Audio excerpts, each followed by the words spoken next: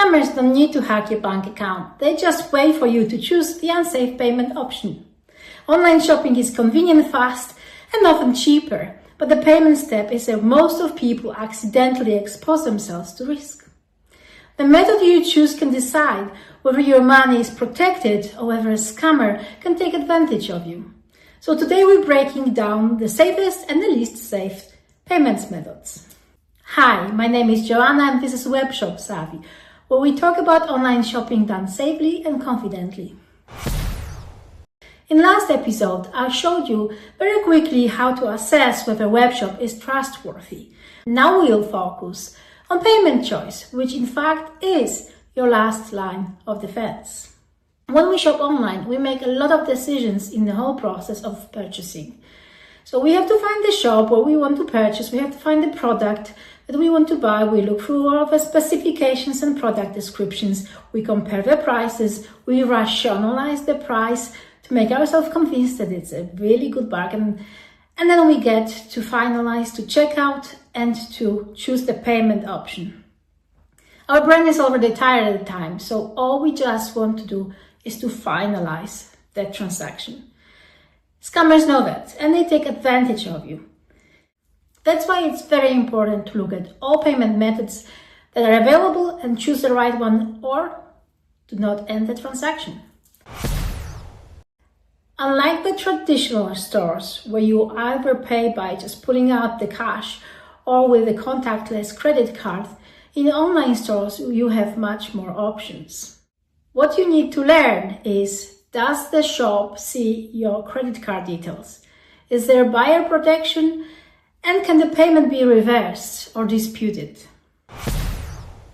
The safest options we're going to talk about are wallet payments, or also called as digital or mobile wallet payments. Those more popular ones are Apple Pay or Google Pay, but you also have alternatives that are available in particular countries, like Swish in Sweden or Vipps in Norway, Mobile Pay in Denmark and Finland, Blik in Poland, and so on. Most payment methods use the security technique called tokenization. Tokenization replaces sensitive payment information such as credit card numbers with a unique random set of characters called a token. This process keeps payment data safe during transaction because the real credit card data is not used or stored. If someone was to access the token, they wouldn't be able to use it to make fraudulent purchases, since it doesn't have the real payment details. Another level of security, apart from tokenization, in wallet payments is up-level security. What that means is, in order to finalize transaction, you either have to provide additional password as an extra level of security, or use your biometrics to confirm. Another payment method that is very secure is PayPal. What's particularly attractive about PayPal is that it has very strong buyer protection. What does it mean? It means that if something goes wrong, the product doesn't arrive, you're being scammed, the product is fake, or maybe even just very different from advertised, you will get your money back through PayPal. The disadvantage of PayPal is that sometimes additional fees are charged. Quite often, you can also see payment method called Klarna. Klarna sits in between a payment method and financing. When you choose Pay Later, Klarna pays a webshop for you, and you pay Klarna later. That's why you're not charged immediately. Klarna can be convenient and relatively safe, same level of safety as PayPal. But it's not the same as PayPal. Buyer protection is more limited and missed payments can lead to additional fees.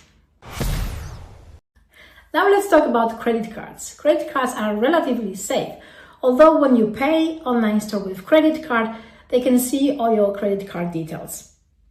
The security technique that credit cards use is a 3D secure.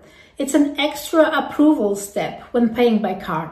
In Denmark, for example, it's Meet ID, an app approval, a one-time code to prove that it's you who actually make a transaction. Some credit cards can also offer you a chargeback. It means that if product doesn't arrive, you're being scammed, or the product doesn't fulfill your expectations or you have problems with returning, you can ask your bank or credit card issuer to charge back the money. Now, you have to really study your terms and conditions of your bank card or your credit card issuer to see if this is an option that's offered to you. When to use credit card? If you have to use credit card and you're not familiar or don't want to use wallet payments, please always ensure that you use your credit card on the websites that are familiar to you, you've done it before, and that are reputable. If it's a new website, something you want to buy online because you've been led to it from social media, don't use your credit card on there.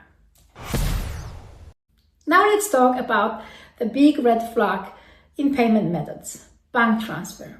Bank transfer doesn't provide you any buyer protection, there is no chargeback. Scammers love this method. When you pay money through bank transfer, the moment the money is transferred, it's gone, and it's gone forever. You will never get it. So please don't ever use that payment method. The one rule that every online shopper should always remember is a secure payment method doesn't make an unsafe web shop safe, but an unsafe payment method makes any web shop risky. So here is a simple checklist on how to choose the right payment method every time. When you're dealing with an unknown shop, always use wallet or PayPal. When the shop is known to you, credit card is fine. Bank transfer, never. If this video helped you to understand payment methods better, subscribe to Webshop Savvy. Please share, like, and comment. In the next video, I'll show you which terms and conditions deserve your attention and which maybe not so much. Until then, have a great day. See you next week.